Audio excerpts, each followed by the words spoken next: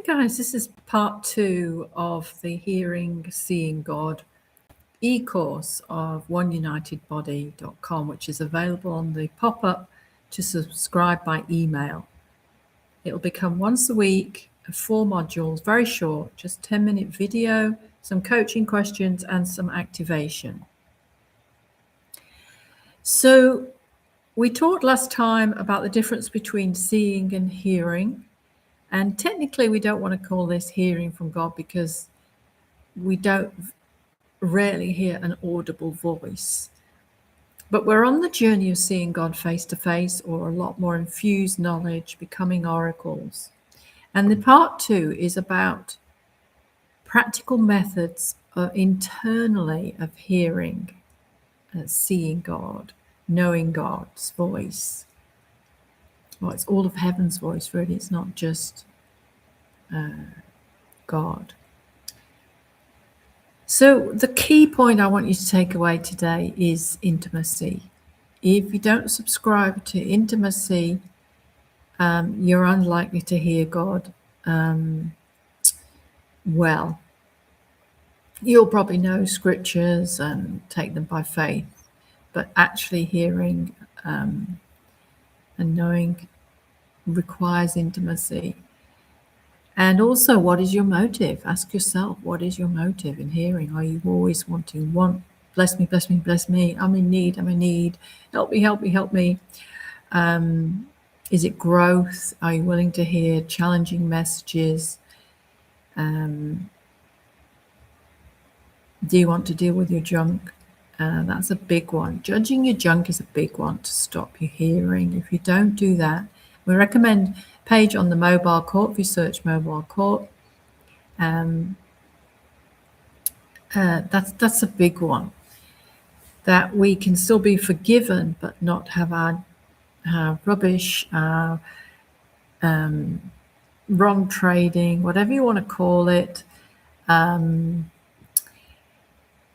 being judged. And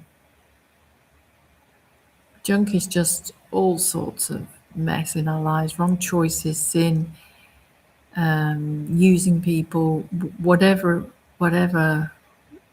even lack of faith can be that. Dead works, it can look a disguise of righteousness. So brooding is a big one as well, brooding over the word, brooding in heaven, having an encounter, seeking that encounter, feeling like the Spirit did over the waters in Genesis. What is going on here? What do I resonate with? What do I not resonate with? And sometimes if you don't hear anything, it can just mean don't go ahead with things. Timing is key. Ask God about timing. Not everything that may be a promise is for now. People can get very disappointed by not asking for that timing. That's very important. So internally, let's look at some more methods. Peace. What peace do you feel about the situation? Is whether it's a yes or a no.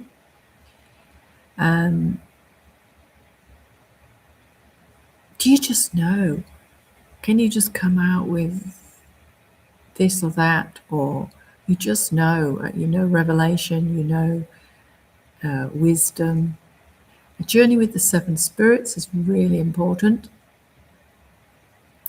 And if you don't know about that, we've got a page on them. Sometimes we have to just speak it out. I find you open your mouth. I used to journal, and I wouldn't hear anything initially. I would just write what I heard in my mind. And it would be quite profound. And I did this for years, quite profound. Be careful not to use the mind only. Don't get into the logic of it or the fear, and then work it out on your own. And what we're trying to encourage people to do now is not to ask for dream interpretation, but to begin to do your own encounters on your own dream. Get to hear that. You can become very weak if you rely on others, and honestly, they may not be right. Different things can mean different to different people. We're going to talk about next week about external factors, but go over this, listen again, write things down, ask yourself, what method do you mainly use to hear God internally? Is there other methods you feel the urge to grow in? What are they? Are you struggling to see, infuse knowledge at all? If so, do you need to start judging your junk? Oh, we haven't mentioned about gates. Almost like, imagine like we're a big bubble and there's some little gaps, and we've got to open those gates to let that knowledge in. I mean, God's in there, but he's not getting to our mind, and those can be spirit gates, soul gates, body gates, things such as faith or reverence. Do you find you hear God more when you're in reverence? I do, certainly. Sometimes some music is good for that, but you don't want to get reliant on music.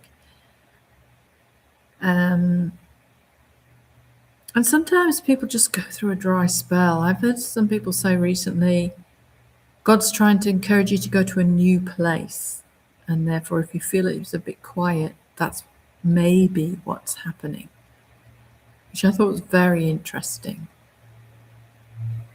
So just engage God now. Seek to close your eyes, seek to feel his presence. Remember, his presence is within. We don't have to invite him in. He's already in there. We have to let him out, explode out.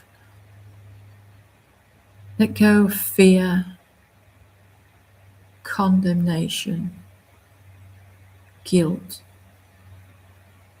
Expand your gates. Set your desire on seeing, hearing face to face. Infuse knowledge. Ask what's blocking you. Or just see what you see. Can you see Yeshua? Can you entangle with him in intimacy?